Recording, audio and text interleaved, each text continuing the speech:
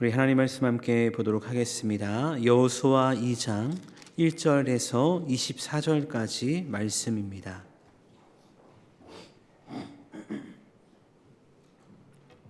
여호수아 2장 1절에서 24절까지 말씀 우리 한 목소리로 함께 봉독하겠습니다. 눈의 아들 여호수아가 시딤에서 두 사람을 정탐꾼으로 보내며 이르되 가서 그 땅과 여리고를 엿보라 하매 그들이 가서 라합이라 하는 기생의 집에 들어가 거기서 유숙하더니 어떤 사람이 여리고 왕에게 말하여 이르되 보소서 이 밤에 이스라엘 자손 중에 몇 사람이 이 땅을 정탐하러 이리로 들어왔나이다. 여리고 왕이 라합에게 사람을 보내어 이르되 내게로 와서 내 집에 들어간 그 사람들을 끌어내라. 그들은 이 온 땅을 정탐하러 왔느니라. 그 여인이 두 사람을 이미 숨긴지라. 이르되 과연 그 사람들이 내게 왔었으나 그들이 어디에서 왔는지 나는 알지 못하였고 그 사람들이 어두워 성문을 닫을 때쯤 되어 나갔으니 어디로 갔는지 내가 알지 못하나 급히 따라가라. 그리하면 그들을 따라 잡으리라 하였으나 그가 이미 지붕을 이끌고 지붕에 올라가서 그 지붕에 벌려놓은 3대에 숨겼더라. 그 사람들은 요단 나루터까지 그들을 쫓아갔고 그들을 뒤쫓아 자들이 나가자 곧 성문을 닫았더라.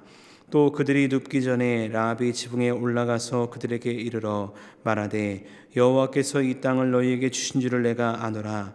우리가 너희를 심히 두려워하고 이 땅 주민들이 다 너희 앞에서 간담이 녹나니 이는 너희가 애굽에서 나올 때에 여호와께서 너희 앞에서 홍해 물을 마르게 하신 일과 너희가 요단 저쪽에 있는 아모리 사람의 두 왕 시온과 옥에게 행한 일 곧 그들을 전멸시킨 일을 우리가 들었음이니라. 우리가 듣자 곧 마음이 녹았고 너희로 말미암아 사람이 정신을 잃었나니 너희 하나님 여호와는 위로는 하늘에서도 아래로는 땅에서도 하나님이시니라. 그러므로 이제 청하노니 내가 너희를 선대하였은즉 너희도 내 아버지의 집을 성대하도록 여호와로 내게 맹세하고 내게 증표를 내라. 그리고 나의 부모와 나의 남녀 형제와 그들에게 속한 모든 사람을 살려주어 우리 목숨을 죽음에서 건져내라. 그 사람들이 그에게 이르되 내가 우리의 이 일을 누설하지 아니하면 우리의 목숨으로 너희를 대신할 것이요 여호와께서 우리에게 이 땅을 주실 때에는 인자하고 진실하게 너를 대우하리라. 라합이 그들을 창문에서 줄로 달아내리니 그의 집이 성벽 위에 있으므로 그가 성벽 위에 거주하였음이라. 라합이 그들에게 이르되 두렵건대 뒤쫓는 사람들이 너희 앞 마주칠까 하노니 너희는 산으로 가서 거기서 사흘 동안 숨어 있다가 뒤쫓는 자들이 돌아간 후에 너희의 길을 갈지니라. 그 사람들이 그에게 이르되 내가 우리에게 서약하게 한 이 맹세에 대하여 우리가 허물이 없게 하리니 우리가 이 땅에 들어올 때에 우리를 달아내는 창문에 이 붉은 줄을 매고 내 부모와 형제와 내 아버지의 가족을 다 내 집에 모으라. 누구든지 내 집 문을 나가서 거리로 가면 그의 피가 그의 머리로 돌아갈 것이요 우리는 허물이 없으리라. 그러나 누구든지 너와 함께 집에 있는 자에게 손을 대면 그의 피는 우리의 머리로 돌아오려니와 내가 우리의 이 일을 누설하면 내가 우리에게 서약하게 한 맹세에 대하여 우리에게 허물이 없으리라 하니 라합이 이르되 너희의 말대로 할 것이라 하고 그들을 보내어 가게 하고 붉은 줄을 창문에 매니라. 그들이 가서 산에 이르러 뒤쫓는 자들이 돌아오기까지 사흘을 거기 머물며 뒤쫓는 자들이 그들을 길에서 두루쳤다가 찾지 못하니라. 그 두 사람이 돌이켜 산에서 내려와 강을 건너 눈의 아들 여호수아에게 나아가서 그들이 겪은 모든 일을 고하고 또 여호수아에게 이르되 진실로 여호와께서 그 온 땅을 우리 손에 주셨으므로 그 땅의 모든 주민이 우리 앞에서 간담이 녹더이다 하더라. 아멘. 우리 함께 말씀 나누도록 하겠습니다. 이제 가나안 정복 전쟁을 위한 준비를 마친 여호수아는 모세가 그러했듯 가나안 땅에 정탐꾼을 보내게 되는데 오늘 말씀을 보니까 2명의 정탐꾼을 보내서 그 땅, 즉 가나안과 여리고를 엿보라라고 명령합니다. 여호수아가 가나안 땅과 특별히 여리고를 언급한 것은 그만큼 가나안 정복 전쟁 가운데 여리고라는 곳이 중요한 것이었다라는 것을 암시하는 것을 보게 되어집니다. 당시 여리고성은 가나안 초입에 위치한 성읍으로 전략적 요충지였다라고 합니다. 그래서 여리고성은 다른 성에 비해서 꽤 견고하게 지어졌다고 하는데요.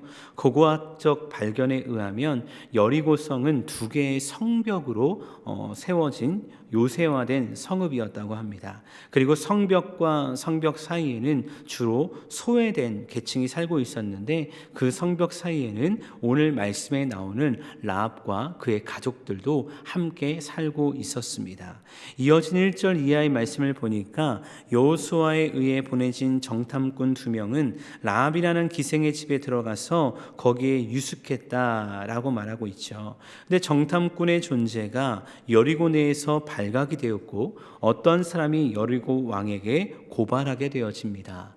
오늘 말씀을 보니까 정탐꾼에 대한 고발은요 매우 정확한 고발이었던 것 같습니다. 왜냐하면 3절 말씀 보니까 여리고 왕이 라합에게 사람을 보내어 내게로 와서 내 집에 들어간 그 사람들을 이끌어내라 라고 말씀하고 있기 때문이죠.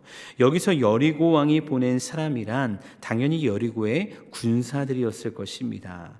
앞서 말했던 정확한 고발로 인해서 정확한 장소인 라합의 집에 군사들이 찾아온 것입니다. 그렇다면 당시 상황이 얼마나 공포스러운 순간일까요? 근데 이에 대해 라합은요 두려워하지 않습니다. 그리고 이렇게 행동하고 또한 말하는 것을 보게 되어지는데요. 4절과 5절입니다. 그 여인이 두 사람을 이미 숨긴지라 이르되 과연 그 사람들이 내게 왔었으나 그들이 어디에서 왔는지 나는 알지 못하였고 그 사람들이 어두워 성문을 닫을 때쯤 되어 나갔으니 어디로 갔는지 내가 알지 못하나 급히 따라가라 그리하면 그들을 따라 잡으리라. 여러분 라합은 정탐꾼을 이미 숨겨놓고 군사들에게 그럴싸한 거짓을 고합니다. 그리고 오히려 정탐꾼들을 보호해 주는 것을 보게 되죠. 아마 모르긴 몰라도 여리고성 내에는요 비상 상황이 펼쳐졌을 것입니다. 왜냐하면 이미 이스라엘에 대한 소문이 가나안 땅에 퍼졌을 것이고 그들이 얼마 후면 이곳을 쳐들어올 것이다 라는 것을 알고 있었기 때문이죠. 그러니까 비상 상황이 펼쳐진 거죠. 제가 군대에 있을 때 군입대를 하고 자대 배치를 받았는데 얼마 지나지 않았을 때였습니다. 그때가 2005년 5월이었거든요. 근데 새벽에 잠을 자고 있는데 갑자기 막 사이렌이 울리더니 진돗개가 발령이 된 거예요. 군사적 상황인데 진돗개가 발령되어서 모든 군인들이 전방에 있던 군인들이 일어나서 이제 군사 대비 태세를 이루게 되었습니다. 갑자기 왜 이런 일이 일어났는가? 무슨 일이 일어났는가라고 했는데 경기도 연천에서 GOP에서 총기 난사 사건이 일어나가지고 그 일이 일어난 것이죠. 근데 그 사고가 북한의 소행인 줄 알고 모든 전방에 있던 군인들에게 비상 대기하는 진돗개가 발령이 된 적이 있었습니다. 어찌 보면 지금 여리고성은 이처럼 그런 군사 대비 태세가 일어나게 된 거죠. 그러니까 까딱 잘못하면 전쟁 치러야 되는 상황이기 때문에 너무나 위급하고 모든 것을 주시하고 있는 그런 상황이 펼쳐진 것입니다. 근데 여러분 이 상황 가운데 저는 두 부류의 사람을 발견하게 되는데 첫 번째는요 잡으려는 사람입니다. 여기서 잡으려는 사람은 누구를 잡으려고 하는 걸까요? 당연히 곧 쳐들어올 이스라엘, 혹시나 우리를 정탐할 그 첩자들을 잡으려는 사람들이 존재하고 있다는 것입니다. 그리고 두 번째, 반대로 어떤 사람이 등장하냐면 이들을 기다리는 사람인데 그 사람은 바로 라합이었다는 것입니다. 여러분 보십시오. 이들을 기다리니까 라합이 이들의 정체를 알게 되는 거죠. 유심하게 봤는데 다른 사람인 거예요. 보니까 이스라엘 사람 같은 거죠. 그러니까 오늘 6절 말씀 보니까 이들을 미리 지붕에 벌려놓은 3대에 숨겨주는 것입니다. 그리고 앞서 여리고 군사들에게 그럴싸한 거짓으로 정탐꾼들의 위치를 알린 것으로 보아서 라합은 정탐꾼을 돕기 위해 미리 모든 것을 계획하고 생각하고 있었다는 것을 알게 됩니다. 이뿐만이 아닙니다. 오늘 말씀 16절 말씀 보니까 라합은 이들의 탈출 경로와 더불어 그곳에서 산으로 가서 사흘 동안 숨어 있다가 돌아가야 안전하다라는 것까지 알려주는 것을 보게 되었습니다. 결국 이 모든 것을 통틀어 보아 생각할 때 라합은요, 정탐꾼이 언제 오는지 기다리며 이들을 도울 준비를 하고 있었다는 것을 알게 되었습니다.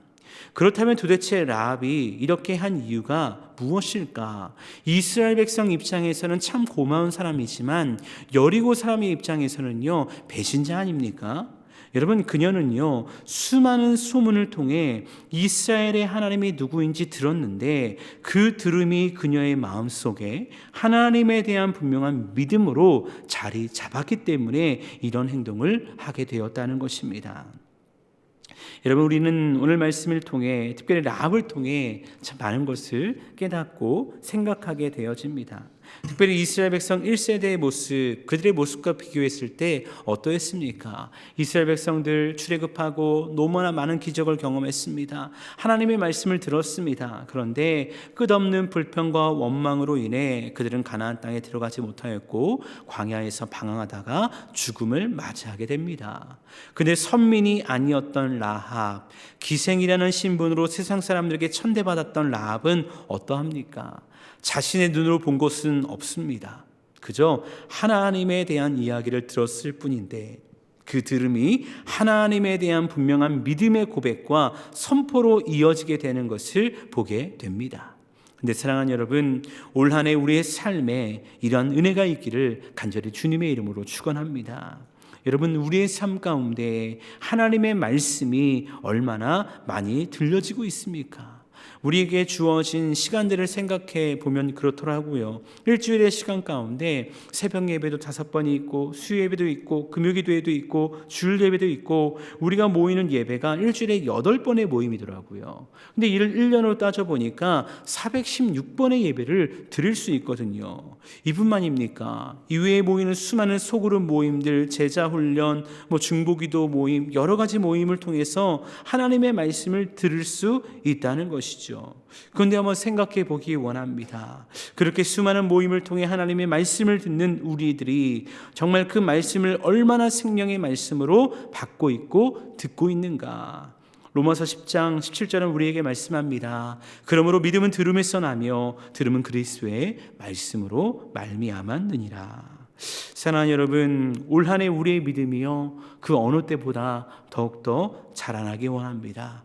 그래서 우리 모두가 온전한 주님의 제자로 세워지기를 원합니다. 그런데 그러기 위해서는 하나님의 말씀이 내게 들려져야 한다는 것을 기억하며 살아계신 하나님의 말씀 앞에 경외함으로 설 수 있는 저와 여러분 모두가 될 수 있기를 주님의 이름으로 축원합니다.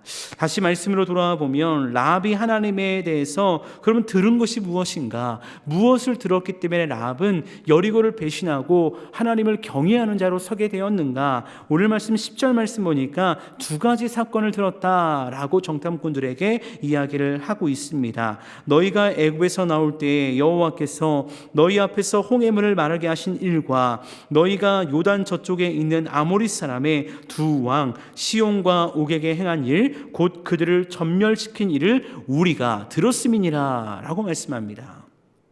우리가 들었다는 겁니다. 홍해를 마르게 하신 것과 요단 동편 2왕을 멸절시킨 것을 들었다는 것입니다. 그래서 11절 말씀 보니까 라합이 하나님에 대해 이렇게 고백합니다. 너희의 하나님 여호와는 위로는 하늘에서도 아래로는 땅에서도 하나님이시니라. 아멘. 여러분, 이스라엘의 그 어떤 사람도 라합에게 하나님이 누구인지 알려주지 않았습니다. 라합은 그런데 이미 하나님께서 십계명을 통해 주셨던 유일신 하나님에 대한 고백을 드리고 있는 것이죠. 결국 라합은 이 고백과 함께 자신이 이렇게 행동했던 진짜 이유를 말하고 있는데요. 그 진짜 이유가 무엇이냐? 이스라엘이 여리고 성을 진멸할 때 나를 비롯하여 모든 가족들의 목숨을 살려달라라는 것이었습니다.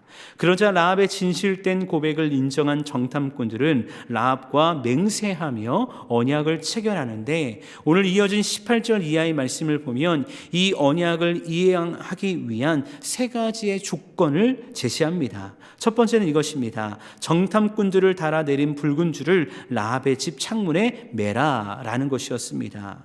이는 라합과 그의 가족을 살리기 위한 표식으로 볼 수 있는데, 마치 이스라엘 백성들이 출애굽할 때 양의 피를 문설주에 발랐던 것과 연관이 되고요. 더 나아가서 붉은 줄이란 예수 그리스도의 십자가를 예표하기도 합니다. 그리고 두 번째는 이스라엘이 여리고를 칠 때에 가족들 모두가 집 안에 머물러 있어야 한다. 혹여나 집 외에 머물러 있다 죽다면 그건 우리의 책임이 아니다 라고 말하는 것인데, 이 또한 출애굽 사건을 연상시키게 되는데요. 붉은 줄이 매어 있는 집, 반드시 그곳에 있어야만 가족들 모두가 목숨을 건질 수 있다라는 것을 분명히 하는 것입니다. 그리고 마지막 세 번째는 지금까지의 일에 대해서 비밀을 지키라. 그 누구에게도 누설하지 말라. 혹여나 이 일을 누설하면 이 언약은 파기될 것이다 라고 말씀하는 것입니다. 결국 이 세 가지의 조건을 이야기한 뒤에 정탐꾼들은 앞서 이야기한 라합의 말대로 산으로 가서 사흘 동안 숨어 있다가 안전하게 이스라엘 본영으로 돌아가 여호수아를 만나게 됩니다. 그리고 여호수아를 만나서 이렇게 보고하게 되죠. 오늘 말씀 24절 가운데 진실로 여호와께서 그 온 땅을 우리 손에 주셨으므로 그 땅의 모든 주민이 우리 앞에서 간담이 녹더이다 라고 말씀합니다. 그들이 우리 앞에서 간담이 녹더이다 라고 말하는 것입니다. 여러분, 똑같은 가나안 땅입니다. 그런데 이스라엘 1세대가 정탐했던 민수기 13장의 이야기를 통해서는요, 이스라엘 백성들의 마음이 녹아버립니다. 우리는 메뚜기와 같다라고 하면서 죽었구나, 끝났구나, 오히려 이스라엘 백성들의 간담이 녹아버리는 듯한 그런 이야기를 보게 되어지죠. 그런데 이스라엘 2세대가 나온 오늘 말씀 가운데는 어떤 일이 일어납니까? 반대로 가나안 사람들의 마음이 녹아버리는 역전의 상황이 펼쳐지게 된 것입니다. 그렇게 이들은 더 큰 확신을 가지고 가나안 정복 전쟁을 향해 나아갈 것이고, 그 땅을 이미 허락하신 하나님의 승리를 선포하며 나아가게 될 것입니다. 마지막으로 저는 오늘 본 말씀을 보면서 라합의 이야기를 보며 큰 도전을 받는 말씀이 있었는데요. 그 말씀은 21절 말씀이었습니다. 21절 말씀에 이렇게 말씀하고 있죠. 라합이 이르되 너희의 말대로 할 것이라 하고 그들을 보내어 가게 하고 붉은 줄을 창문에 매니라. 여러분, 라합이 이제 정탐꾼들을 보내고 어떤 일을 행합니까? 붉은 줄을 창문에 맵니다. 서약을 했던 것처럼 그 약속을 지키는 거예요. 근데 생각해 보십시오. 붉은 줄을 매달면 어떤 일이 일어날까요? 앞서 말했듯 지금 여리고성은요, 비상 상황입니다. 근데 그런 상황 속에서 붉은 줄, 그 잘 보이는 줄을 창문에 맨다는 것이 쉬운 일일까요? 저는 두 가지 측면에서 쉽지 않다라고 보는데, 첫 번째는 사람들의 시선입니다. 특별히 라합을 향한 군사들과 주변 사람들의 시선이 어땠을까 생각해 보게 되었습니다. 군사들은 라합의 말을 듣고 정탐꾼의 뒤를 쫓아갔습니다. 근데 잡지 못했거든요. 그러니까 합리적으로 어떻게 생각할까요? 의심하게 되는 거죠. 거짓말한 거 아닐까? 속인 거 아닐까? 저자가 첩자가 아닐까? 이런 생각을 하면서 의심할 수밖에 없었다는 것입니다. 근데 그런 의심과 그런 시선들이 있는 곳 가운데 붉은 줄을 맨다는 건 쉬운 일이었을까요? 그리고 두 번째는요, 전쟁의 승패입니다. 앞서 이야기했던 여리고성은 견고한 성이었습니다. 그렇게 인간적으로 보면요, 전쟁의 승패, 물론 하나님이 일하시겠지만 라합의 입장에서, 그 이방인의 입장에서, 정말 그 모두가 보는 입장에서요, 그 전쟁의 승패는요, 누구도 장담하지 못하는 것이었습니다. 근데 그 붉은 줄을 맸다는 것은 무엇을 의미하는 것입니까? 승리를 확신한다는 것입니다. 그렇기 때문에 붉은 줄을 창문에 매는 것입니다. 가족들을 모으는 것입니다. 까딱 잘못하면 그 가족들 모두가 죽을 수 있는 상황인데 오히려 모두가 살 수 있다는 확신 가운데 붉은 줄을 메고 기다리는 라합의 모습을 보게 되어진다는 것이죠. 여러분, 저는 라합의 모습을 보면서 믿음이란 이런 것이 아닐까라고 생각을 하게 되어지는데요. 라합은요, 무언가 되는 것을 보고 믿는 것이 아니라 되게 하실 것을 기대하며 믿는 것입니다. 증거가 있기 때문에 믿는 것이 아니라 증거가 없지만 믿음의 눈으로 바라보며 믿고 확신하며 행동하는 것입니다. 그래서 야고보서 2장을 보면 라합을 어떤 믿음의 모델로 말하는지 아십니까? 행함이 있는 믿음의 모델로 야고보서 2장을 라합을 말씀하고 있는 것입니다. 결국 이러한 믿음의 결론이 무엇으로 나타납니까? 라합의 입장에서는 그저 자신과 가족들의 목숨만 살려줘도 고마운데 이후 라합은 이스라엘 공동체에 들어올 수 있게 되었고, 우리가 알다시피 이스라엘 공동체에 들어온 라합은 보아스의 어머니가 되고 다윗과 메시아의 계보를 이루는 놀라운 영광을 경험하게 되어지는 믿음의 주인공이 되었다는 것을 우리는 말씀을 통해 알게 되어집니다. 사랑하는 여러분, 올 한 해 우리의 삶이요 라합과 같은 믿음으로 하나님만을 바라볼 수 있는 삶이 될 수 있기를 간절히 주님의 이름으로 축원합니다. 무언가가 이루어졌기 때문에 믿는 것이 아니라 이루어 주실 하나님을 바라보며 믿음으로 한 걸음 한 걸음 나아갈 수 있는 우리 모두가 될 수 있기를 주님의 이름으로 축원합니다. 그러할 때 우리는 하나님이 누구신지 더욱더 알아가게 될 것이고요, 그 하나님을 사랑하게 될 것입니다. 그리고 그 하나님을 우리 주변에 하나님을 알지 못하는 수많은 사람들에게 전달하며 그들과 함께 살게 되는 놀라운 복음의 통로로 쓰임받게 될 것입니다. 소원하게는 우리에게 주어진 2025년 다른 어떤 해보다 더 우리 주님을 경험하고 그렇게 경험한 주의 은혜로 말미암아 승리하며 그 주님을 증거할 수 있는 하나님의 사람 될 수 있는 저와 여러분 모두가 될 수 있기를 주님의 이름으로 축원합니다.